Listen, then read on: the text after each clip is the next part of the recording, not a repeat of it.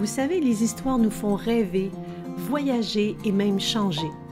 Bonjour, ici Louise Côté. Aujourd'hui, j'aimerais vous raconter au creux de l'oreille l'histoire de l'expérience de Gandhi sur le changement.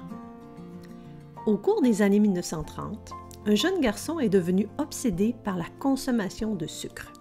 Sa mère était très en colère à ce sujet, mais peu importe à quel point elle le grondait et tentait de briser son habitude, il continuait à satisfaire sa gourmandise.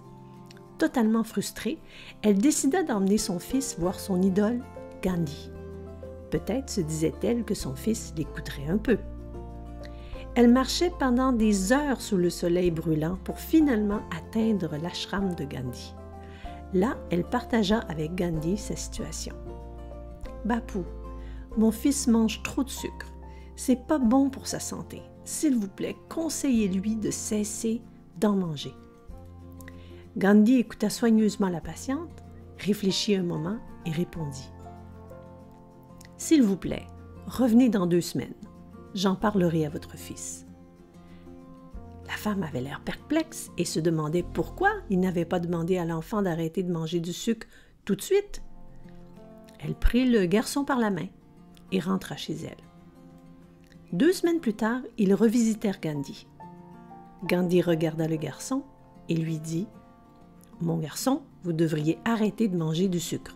C'est pas bon pour votre santé. » Le garçon hocha la tête et promit qu'il ne continuerait pas cette habitude plus longtemps. La mère du garçon, totalement perplexe, se tourna vers Gandhi et lui demanda « Papou, pourquoi ne lui avez-vous pas dit cela il y a 2 semaines quand je l'ai emmené ici pour vous voir? » Gandhi sourit. « Mère, il y a 2 semaines, je mangeais aussi beaucoup trop de sucre moi-même. » Alors, vous savez, Gandhi avait coutume de dire « Sois le changement que tu veux voir dans le monde. » Pour pouvoir réellement vivre un changement, il faut d'abord l'incarner soi-même, profondément, viscéralement. Tu veux être aimé?